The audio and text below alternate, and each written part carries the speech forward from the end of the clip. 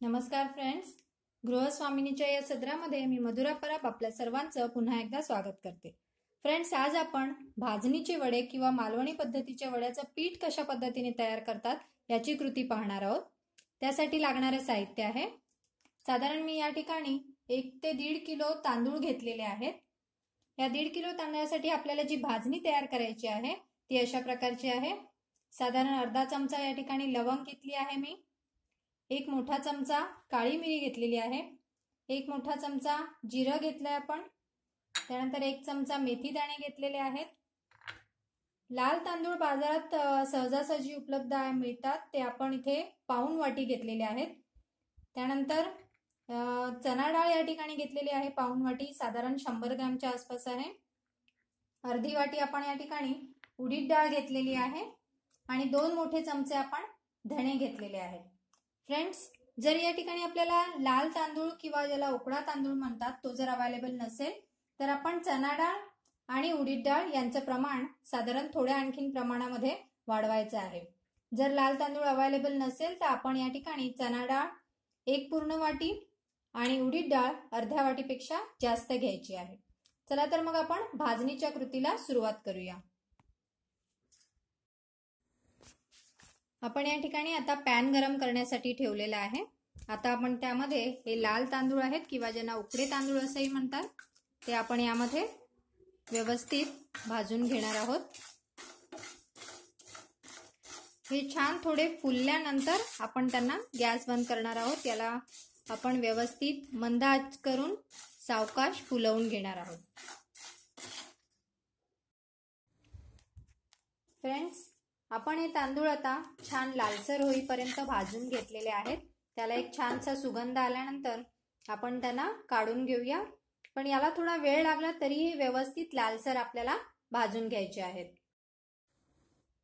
आता आपण चणा डाळ भाजून घेणार आहोत।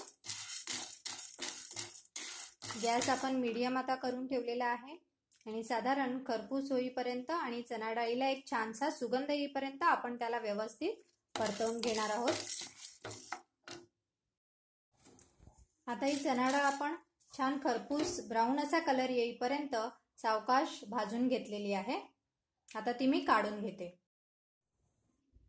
आता आपण उडीद डाळ परतवून घेणार आहोत। ही आपण मीडियम आचेवर परतवून घेणार आहोत। त्याशिवाय आपल्याला ही सुद्धा ब्राऊन होईपर्यंत परतवायची आहे आणि सतत आपल्याला ढवळत राहावी लागणार आहे। तर आता मी याला ब्राऊन होईपर्यंत परतवून घेते। ही उडीद डाळ आता आपण साधारण डार्क ब्राऊन होईपर्यंत परतवून घेतलेली आहे। आता मी ती काढून घेते।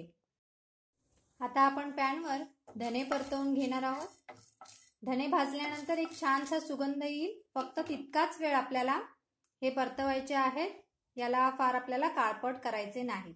आता मी गॅस थोडा फास्ट ठेवलेला आहे।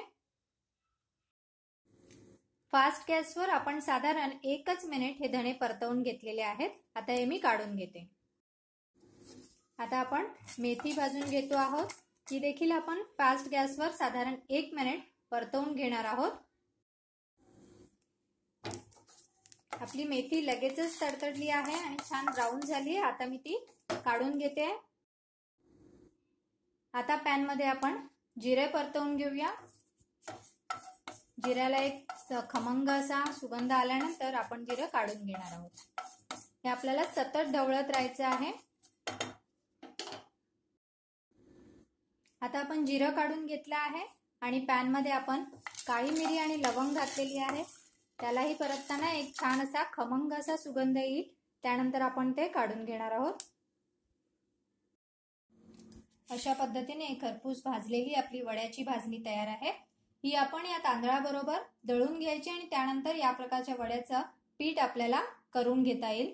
साधारणतः अशा प्रकारे तयार केलेली भाजणी आपण फ्रीजमध्ये डब्यामध्ये घालून स्टोअर करू शकतो। ही भाजणी आपण मिक्सरला लावूनही बारीक करून ठेवू शकतो, जेणेकरून आपल्याला आपल्या घरात जेव्हा तांदळाचं पीठ अवेलेबल असेल तर त्यामध्ये ही भाजणी घालून आपल्याला झटपट मालवणी किंवा सागोती वडे करता येतील। फ्रेंड्स, आपल्याला माझे व्हिडिओज आवडतच असतील तर आपण त्याला नक्की लाईक, शेअर आणि कमेंट्स माझ्यापर्यंत पोहोचवा आणि माझा व्हिडिओ पाहून झाल्यानंतर मला सबस्क्राईब करायला विसरू नका। थँक्यू।